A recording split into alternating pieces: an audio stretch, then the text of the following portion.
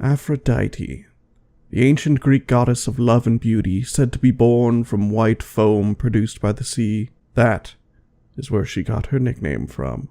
A child, born from a simple sakura petal to no parents, taken in by villagers who named her Shaz. It's said that when a sakura flower blossoms, love is spread around the world, and that is what Shaz did. Throughout her childhood, Shaz cared for everyone and anyone no matter what, whether it be as simple as asking how their day was or helping them carry their belongings. Shaz always helped those in need. Shaz was blessed with unbelievable powers. She was able to read minds and control them too. She never used her power for any harm, often playing games with her friends, enjoying the blessings she received. Her power was clearly dangerous in the wrong hands, but nobody thought that she could do wrong. Until that fateful day. It was late evening and people were settling down, returning from home, and Shaz found herself lounging in an open field amongst the flowers. As she was dozing off to sleep, she overheard a muttering to the south of her. As she moved closer, she noticed it was two of the new elders that had recently been elected. As the elders parted ways, Shaz decided to read into the minds of one of them just to know what they were talking about, despite knowing the elders' sacred knowledge was strictly off limits. Her curiosity overshadowed her caution. There had been a myth in the village ever since Shaz arrived, saying that she was a child of a goddess, born from nothing, a unique blessing. However, this uniqueness was far from the truth. The elders knew there were 11 other individuals like her in the universe, their locations unknown, but their existence certain. Each of these children, blessed with a power from a god, able to do what they wanted, had to be contained. Their unlimited power could one day be devastating. Upon learning about the other children that existed, Shaz had to know more. She had to find them. The next morning, she charged early into the town square and demanded to meet with the elders. The council and villagers around were all confused, but she wasn't afraid to announce what she overheard last night in the minds of the elders. However, Shaz was stopped by the elder leader, who declared for her to be arrested, stating that she had used her powers to break the rules of the village, and that a sentence was death. As she was dragged away, she screamed out, cursing the council, and swore that those who thought wrong of her would suffer. 8 months had passed, in which Shaz found herself chained in a cell, barely alive from the conditions she was forced to endure. Her solitude chipped away at her mind, like waves breaking on the shore. She read into the minds of those who watched over her. The more her sanity slipped, the more their fears grew. In that cell, Shaz's former self shattered. 5 days, 22 hours, 17 seconds. Tick-tock, tick-tock. She did not speak to the guards anymore, just herself. Nobody knew what she was counting down for. Nobody cared, but that would be their mistake. As the final hour of her countdown approached, the closest guard overheard her mumbling about her birthday. They were naive to think that was all she was counting down for. 5, 4, 3, 2, 1. Shaz began to laugh menacingly.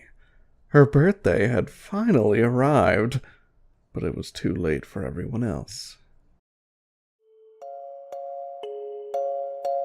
She used the guards as her puppets to unchain her and then release her from her cell, and to please introduce themselves to the end of their own swords. She walked out of her cell and up the stairs, using her power on just about everyone. From guards to farmers to women to even her friends, she took down anyone who opposed her, who ran from her, or even showed a small bit of fear, until all that was left was the one who imprisoned her.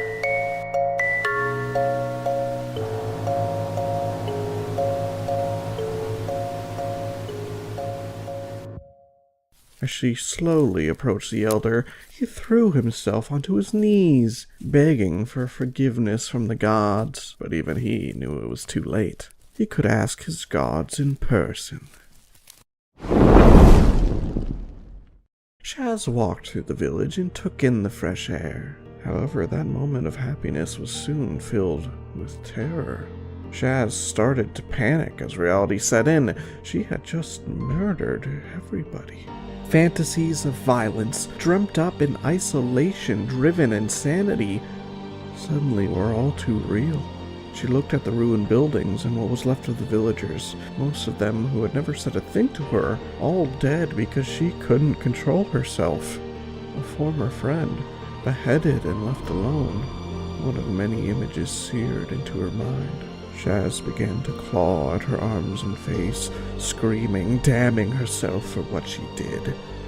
As blood oozed from the deep scratches, it fell and soaked into the floor amongst the blood of her victims. The blood of her scratches indistinguishable from that of her fellow villagers. After exhausting herself, Shaz dropped to her knees and began to weep. She begged the gods to allow her to repent. She wanted to go back, undo whatever she did, because not everyone deserved it. But some sins cannot be forgiven, she thought. Shaz picked herself up slowly and headed back into the village, heading straight to the place where she killed her best friends and sat amongst them weeping until she passed out from pain and frustration. As Shaz started to wake up, for a moment she thought she was dreaming. She found herself in the field she was in 8 months ago, smelling the same flowers and overhearing the same conversation of the elders. Refusing to believe it, she ran away from the field and back to her home, but it was also real. Somehow she had returned to the past. It was then she noticed herself in the mirror. She looked different. She was wearing pink and she had pink in her hair too. What could all this mean? Days passed and things seemed normal enough. Shaz still retained the memories of what happened, but it was like nobody else knew. Even her hair changed back to normal and the pink clothing disappeared from her house like it never had existed. Had she really gone back in time?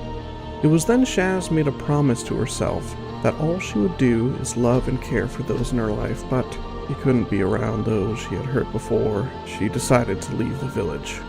After gaining permission from the council and having an accomplice to make sure she arrived at her new destination safely, she set off to find her new home. The journey was long, but had many good memories, and a few bad ones too. Sometimes when she woke up, she was all pink again, and when she was like this, and did something good, showed compassion, or just had enough joy, a small sakura flower bloomed behind her. It was like wherever she went, she left a trail of blooming flowers. There were also times where she lost her composure, reverting to her insane self when she was upset or couldn't control her emotions. It was scary for those around her. However, during the journey, she came across new lands, people, features, and climates. As she had never experienced these before, at first she was wary, but came around to liking the sea and warmer climates especially. When she arrived at the place, apparently known as Australia, which she would now call home, she realized how different it was from the world she lived in. Things were much different than where she had come from. Being scared, she at first tried to run away, but instantly was presented with a flashback of what happened, hearing a voice saying, "Do not repeat your past. Live in a new past, which will become your future." Shaz took a deep breath and accepted this. Living in this new place introduced her to a lot of new things and new people. Shaz was taken in by a loving family, and her new father introduced her to gaming. From this, she eventually found streaming, and streaming turned out to be very enjoyable, as she was able to meet so many new people and interact with them in so many different ways. Gaming, chatting, talking a whole long time while stuck on a pause screen. She knew this was a way that she could make people happy too, which she thoroughly liked. Shaz tried to embrace this new life, but there were times where her trauma overwhelmed her and she would lose control. Sometimes the opposite happened too. She would wake up all pink again whenever she felt loved or made someone happy. Even a sakura flower would bloom nearby. She thought to herself that maybe It was a reminder to care for everyone, or more pessimistically, it was a glitch in the timeline.